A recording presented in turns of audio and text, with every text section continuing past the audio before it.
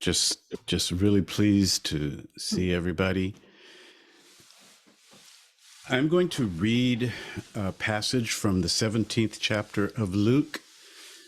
And let me say before I read this that this was one of the notorious statements of Jesus that was twisted in order in our country's history to defend the institution of slavery, but to appropriate it in that manner is to completely disavow Jesus and the message of Jesus.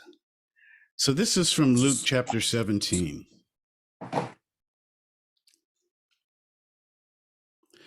When a servant comes in from plowing or taking care of sheep, does his master say, "Come in and eat with me"? No, he says, "Prepare my meal, put on your apron, and serve me while I eat. Then you can eat later." And does that master thank the servant for doing what he was told to do? Of course not. In the same way, when you obey me, Jesus says, you should say, "We are unworthy servants who have simply done our duty." Now, just kind of file that away, because some people have taken this to mean to imply that we are supposed to be obsequious, servile, to give up our dignity and our personhood in favor of someone else. But we will see that it is anything but. Before I go any further, I'd like to show this video, and I want to say something about it before I show it and something after. I found this on Twitter. I traced it to Reddit. I thought it might go viral, but it doesn't appear to have. You'll notice that there's a little girl in a wheelchair. She's holding a little blue bird. Not a real bluebird, but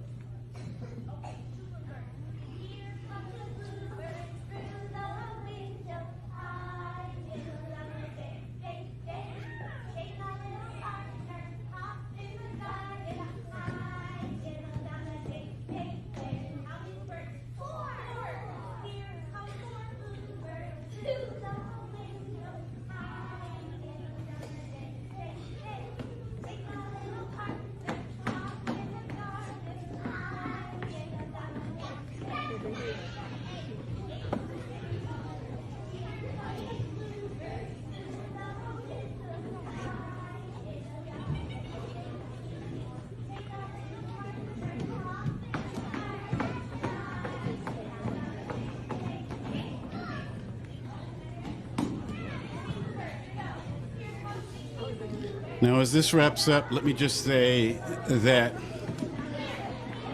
when I first saw this video, I was incredulous, and so I watched it probably 6 or 7 times, hoping that I was not seeing what I thought I was seeing, because I'm sure you'll admit the optics are not very great here. So I did a little online sleuthing to see if I could find out more. And what can I say?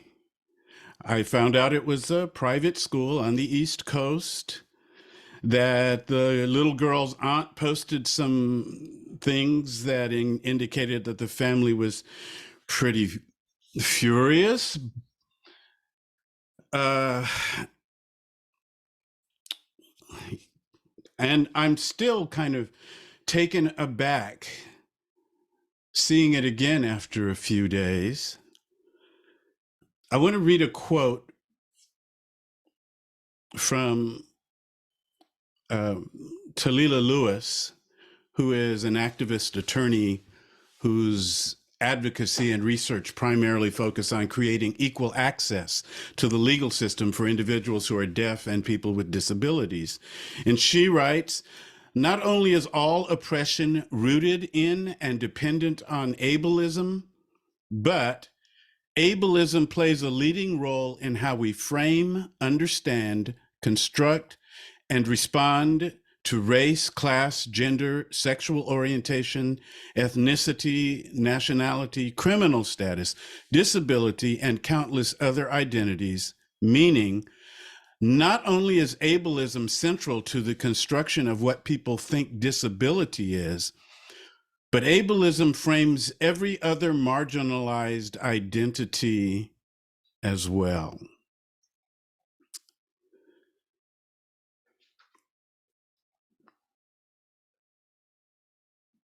So I'm thinking, I try to put myself in the shoes of the teacher, of the parents and other faculty who are observing. I tried to be as considerate in my outlook as possible. Maybe that's what you're doing too.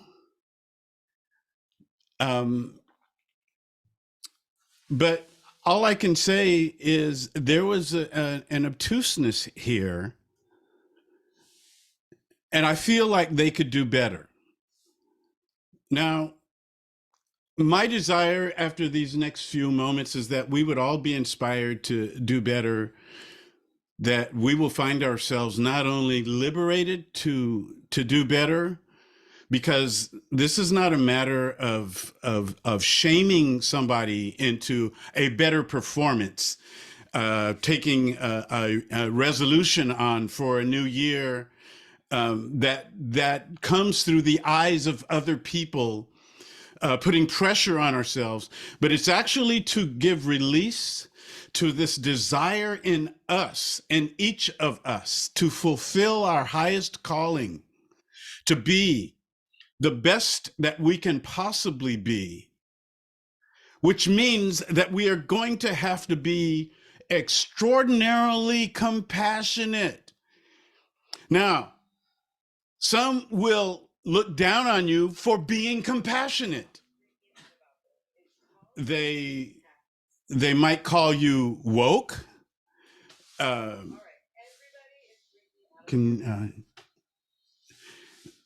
They might call you some years ago, politically correct, and before that, bleeding heart liberal.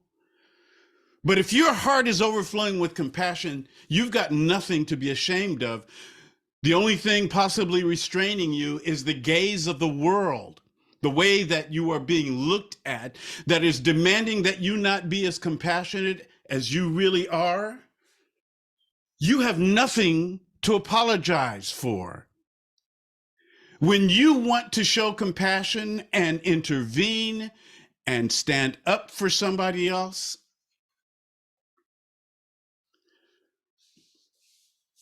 what if someone would have stepped forward in advocacy for this little girl in the wheelchair? Would they have been a hero? I don't know. They would have been a hero to her, and she would never likely ever forget the person who stood up and walked over to that class and said, hold everything. There's a better way to do this that is more inclusive. and that recognizes the beauty and the intelligence of this little girl. They were singing, sure, they were singing a song about a bluebird, and they let her hold a bluebird, but it was outside the circle. And let me ask you, have you ever been a person who has been outside a circle? Or have you ever been a person who allowed someone else to remain outside a circle? Now, here's the issue, and why I chose the theme, Do Better. Because we have this idea that being a hero is exceptional, that it is optional, that courage is for a few. When the fact is that courage is a way of life, and being a hero is not optional. We get it wrong when we make heroes exceptional. They are trailblazers. They're showing us all what we should be doing. If you've ever been left outside a circle for whatever reason, it may not be disability, but if you've ever been left outside of a circle, it could be a circle in your community, in your school, even in your own family, in your business. What if someone would have stood up for you? A couple of days before Christmas, this beautiful family in our neighborhood, who our family has made a real connection with, this beautiful family came to our door and to wish us Merry Christmas, and to give us some cookies and some other things and a big picture of themselves. And all of the kids are under, I'm going to say, under the age of 9. And as Diane and I stood there, just taking in their love, one of the little boys, they were talking about the work that they did and making the cookies and all. And one of the little boys said, "Oh yeah, I worked like a slave." Well, Diane and I, he's a little boy. We didn't think it was a big deal. But about a half hour later, we were walking down the street to another neighbor's house, and this family came out. They said, "Oh, we were ready. We were headed back down to your house." And they said to their little boy, "Don't you have something to say?" They had advised their little boy to apologize for using that term, the word slave, to their only African-American neighbors. And so it was something of an awkward moment. Diane and I felt uncomfortable. You could tell from the look on the face of the kid that he was uncomfortable. The parents were uncomfortable.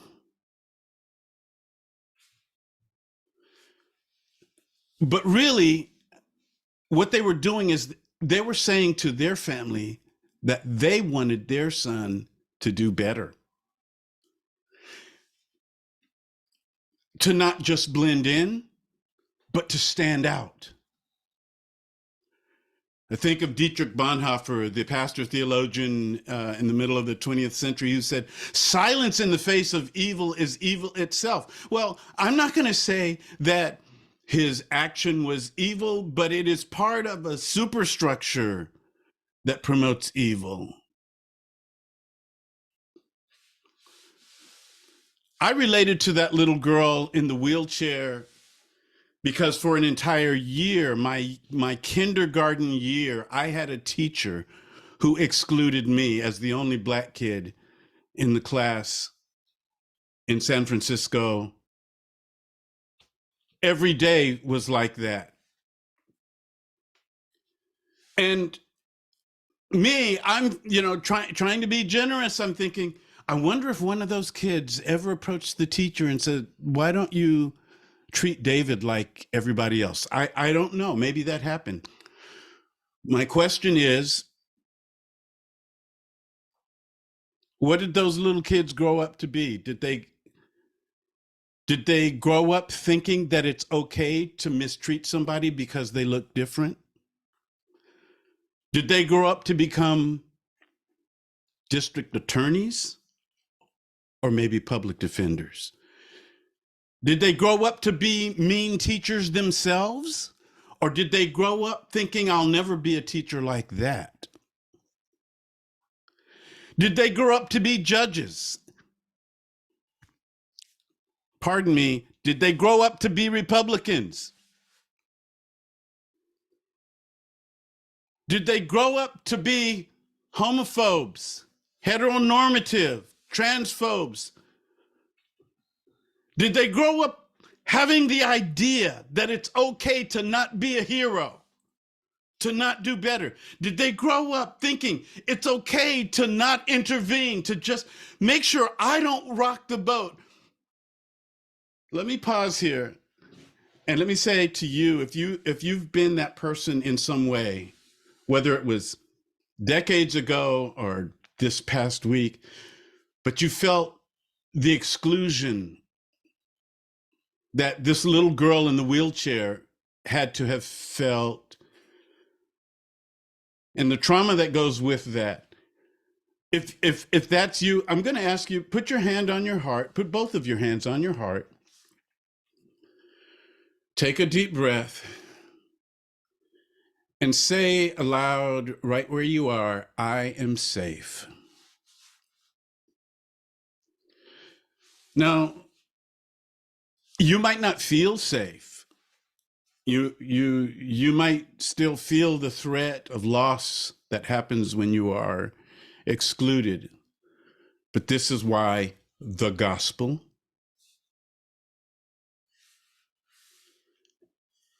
because we draw near to people who are determined to do better, to understand that courage is not something that we do every now and then, but it's just who we are, and it's what we do. I'm going to ask Jacob if he has any thoughts, and the floor is open, but Jacob, where are you? I'm here. Oh, Can you hear me? I hear you. We hear you. I'm still processing it, but thank you for showing that video I can possibly relate, and I want to know if it's on YouTube so I can show it. I'll make sure that you get it. I don't know if it's on YouTube. Like I said, I saw it on Twitter. I found it on Reddit as well. I think it originated on Reddit. Yeah. It will be interesting for me to talk to the teachers. Maybe that woman had a different disability and was asked beforehand how she wanted to participate. Yeah, you have the same questions that I had, Jacob, and I don't think that is the case. After here's a bit of the story. I'm putting it in chat. The video is there, the one from Reddit. But from finding out how angry the girl's aunt was, just the optics of it. Yeah. How did you feel when you saw it, Jacob? I honestly wasn't surprised because I've been in situations like that. In fact, when I was in middle school, I wasn't told about a school field trip to the water park or my school dads. So I ended up hearing about that my middle school had on the Monday afterwards, and I ended up going to a special class for the day because they forgot to tell me that my coach was going to the border sites. So this is not uncommon. So, did you ever get an apology for not No, being able I to go to didn't. participate? At that point, I was done with my middle school, so I never brought it up and never told my parents. I just started telling people last year because I was doing trainings for my job on disability advocates and attitudinal barriers. So I repressed that memory until I would say September of last year. Well, Jacob, I really hate that you had to deal with that as a little boy, and I can certainly understand you not even telling your parents. I didn't have the language to tell my parents, what I was dealing with. They didn't know until I was an adult. Um, so it's after the fact now, but Jacob, we love you. Thank Uh, you, back to all of you are so really supportive, and I want to thank you, Pastor, for keep challenging yourself. You would be amazed at how many activists I know who don't challenge themselves. well, this is what today is about. It's about doing better, and I'm trying to do better, and I really want to be emphatic about the fact that we do better because it's already in us. We need to be inspired. We need, the song today we started with was Fire, Fire. We need the fire to do it. We need to raise our vibration, as the second song said, and as Cheryl was praying, we really need to go beyond just performance because we are being looked at, or because we might be looked at. So as far as New Year's resolution, that's something some people participate in, some people don't. But if it is a part of life for you, whether it's you deciding you're going to drink less, stop smoking, start a business, lose weight, whatever it may be, it's inside of you already. And it should come not out of a sense of obligation to anybody else, whether it's family or an entire society. It should come from the deepest part of you because of love. And the scripture that I read from Luke chapter 17, there's no way that Jesus is asking his disciples to imagine themselves being wealthy landowners on top of the world at the expense of other people. But he's saying, if you had servants like this and they came in and asked if they could eat with you, you would turn them down and tell them they can eat later. That's not Jesus. But what Jesus is saying, he's saying that you are being driven not by a slave driver, you are driven by love. And so when you are being driven by love, you can say, I've simply done my duty. Don't give me any extra special recognition or credit or award, because I've simply done what I was driven to do. And I'm saying for all of us that we would experience, by the help of the Spirit, that we would enter into this fullness of the Spirit where we would be liberated to be courageous, to be loving, to intervene, to be activists in whatever ways that we can, because it's already here. It's already in you to do this. And now the floor is open.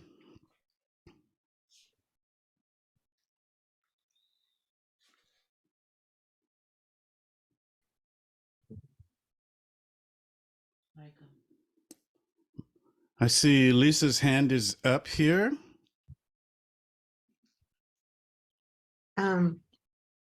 My first thoughts were they let her hold a bluebird, but didn't let her become a bluebird, and that was my first thought. Somebody asked what they were chanting, and it was a little rhyme about bluebirds, basically. And they were adding to the bluebirds each time they did the round. They would add another bluebird. So another child would become a bluebird and get to run around. And I thought, I have an example in my life of someone who, my aerial teacher, I sometimes come early to class, and I sometimes end up getting there a little before. And I've seen her work with a girl in a wheelchair and let her have the experience of aerial. And so this is the same, this teacher, she choreographs for Carrie Underwood. She does all these big, important things. And she makes sure, she takes an entire class just for this one person, so this one person can have that experience. And so I thought that's a perfect example. That whole idea of really seeing each other. If we really see each other, then we'll see that girl and we'll come grab her hand and make a circle with her. And so just those were some of my thoughts. Maybe somebody might want to have more of a fuller idea of what doing aerial is, Lisa, that you practice. Well, aerial, probably the best example of what somebody can easily access is Cirque du Soleil. There are these drapes. They look like drapes, but they're actually a rope, not a rope because it's not twined, but it's this kind of curtain of a silk. It's a silk. It's called a tissue or silk. And it's this long piece of fabric. And there's usually two pieces of fabric where you pull yourself up and you climb it. And then you perform, you twist it in such a way that you can drop. And so it's a performance thing, but Cirque du Soleil is probably a good example. And some of us have seen you do that by way of video, and you're pretty impressive. Michael's hand is up, and I forgot Caroline was supposed to be on as well. So, Caroline, you want to let me? Oh, I did. I forgot I was supposed to be on too. So there we go. I just love what Lisa said about seeing each other. I mean, it's all what it boils down to. And I just put in chat that the teacher literally couldn't see that little girl because she turned her back to her, and like out of sight, out of mind. Like, and Constantine and I were chatting too. Like, have I ever been the teacher? Have I ever put somebody on the outside? Probably thinking I was being a good person and doing good because I like to think that that's how I move through the world. And have I ever ostracized and hurt somebody and wounded them in a way that they might not ever share, but they'll carry throughout their life? So it's definitely taken a lot to think about just from that video and from what you said.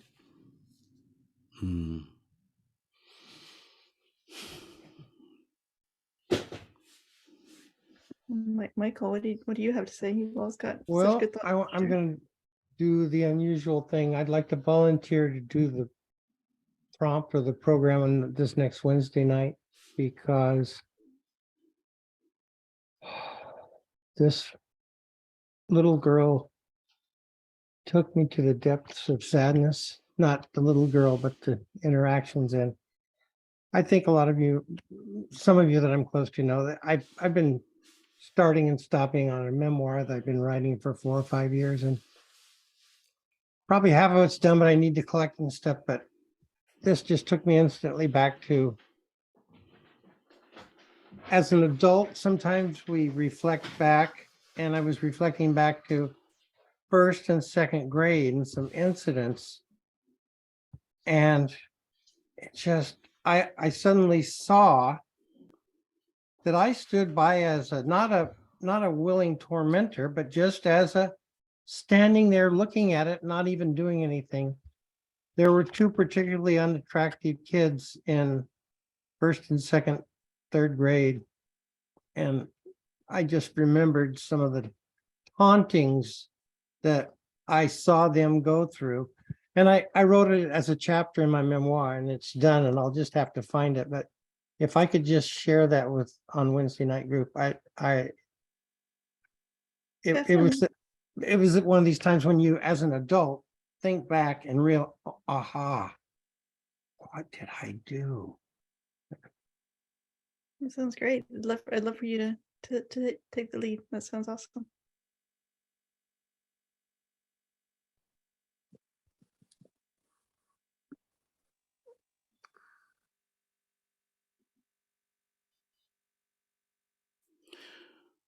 Well, last chance. Anybody? I got a little something. Yeah. Oh, Ernie's got her hand up. Was that Peter? Somebody Matt, said Matt I Lowe. I didn't even see you on here, Matt. Hey, yeah. So I'll go real quick. Who's going? And- Is it okay? Yeah, Matt or Ernie, either one of you. Let Ernie go first real quick. A little bit of a devil's advocate. I think I've seen where, because of our lack of understanding, not always our lack of love, that we isolated people, whether it be because of disability or because of ethnicity, race, different things. We've isolated people.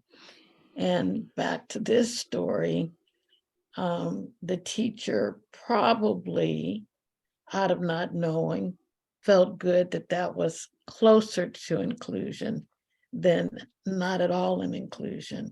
And that's why we need so much more being together so that we learn how to do better also. And so that step is there, but we do have so much further to go in being able to express our love, because I know people have felt or that maybe they were really opened up to a lot of things, like I have a Black friend, or something, but do I really know what that friend is? Okay. Or do I really see this child that's in the wheelchair the way she sees herself and what we're doing to her? Mhm. Comment only. Thank you, Ernie. And I should just, what were you going to say, Caroline? I was gonna say, Ernie, when I saw that she'd given her the bird, I was like, okay, the teacher recognizes that she needs to be making like some, and she thinks she's done enough, but she hadn't done enough. Exactly.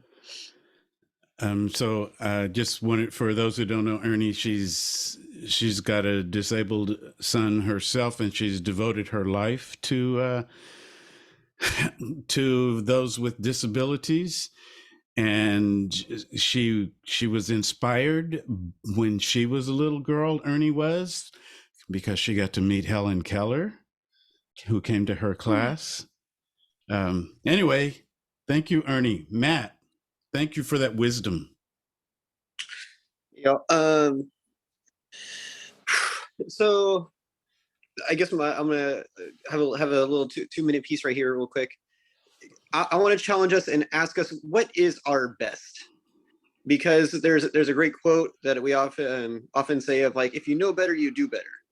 And there's actually, it's attributed to Maya Angelou, actually. And that's actually not the full quote. The full quote is, do your best and then do better. And then when you know better, you do better. So that's the full quote that Maya Angelou says. And so I'm wondering, are we doing our best? And I know there's this thing in therapy and this kind of self-help world of, like, oh, they did their best, like, can we just that's the best they could do with the information they had at that time. And I really wonder with teachers if we if we let them off easy, if David's teacher in elementary school, was she really doing her best? Was that her best? Was this teacher really doing her best? I want to hold people to a higher standard, maybe. And this idea of knowing also, I think it's not factual. It's not this like, let me tell you the best practices, or let me tell you statistics, or let me tell you what stigma is. To know is actually, our Western idea has told us it's all about facts, but to know is an experience.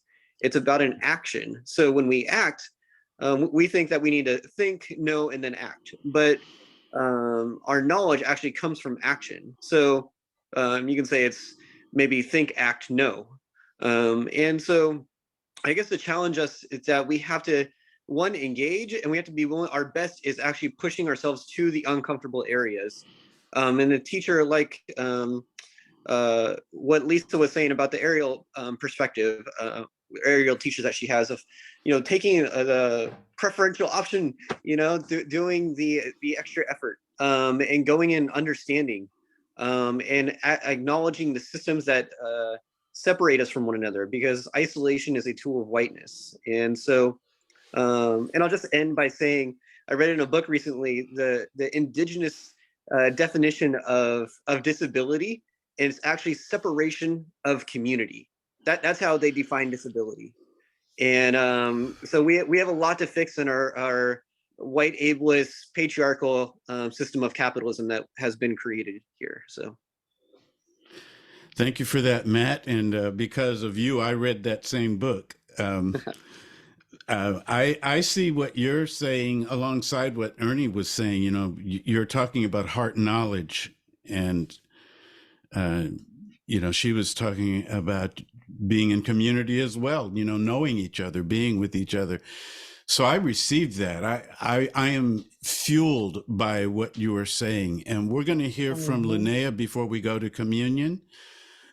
And that will be it. Linnea. Just really quickly, I wanted to add again alongside Ernie and Matt, knowing, what was it? If you know better, you do better. And it didn't occur to me as a child and throughout much of my adulthood that I could ask somebody what they felt comfortable with. I think we tend to make a lot of assumptions about things we can say or do, but it's really pretty easy to just ask somebody what they feel comfortable with. So anyway, that's it. Thank you for that. As we go to communion,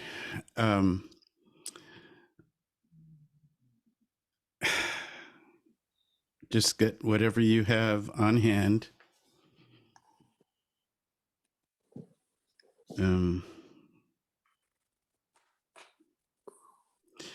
I was just going to mention in the wake of Linnea's comments that it seems that we're living in times in a generation where many people who are younger, they have mastered this, or they do a better job with this idea of asking people, if this is okay. And yet they're not as bound by the rules that some of us grew up with.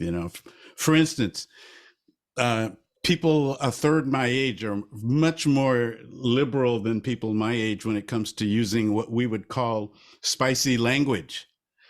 But I can't tell you how many times I've been in the presence of a younger person who says, "Oh, do you mind if I talk like this? Do you mind?"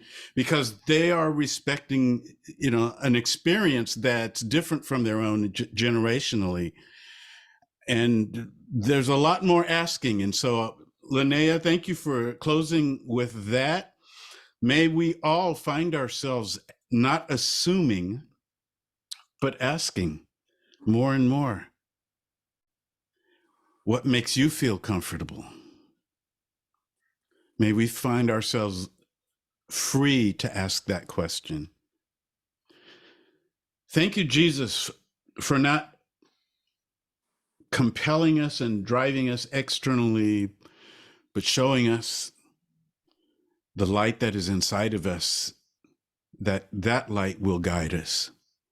May we all expand in love. May our experience here today, our conversation, the words of today, stretch us all. We're okay being uncomfortable when we know that there is a reason for it. So this is our desire for 2023.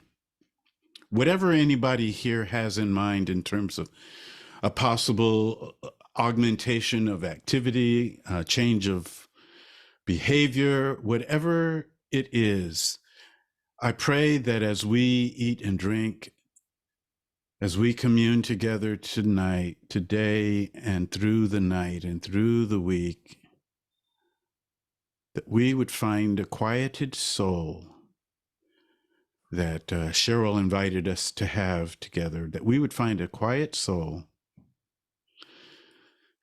that is okay asking for permission, even asking for permission of ourselves. Am I comfortable with this? Am I okay with this? This is the body and the blood of our Lord and Savior Jesus Christ,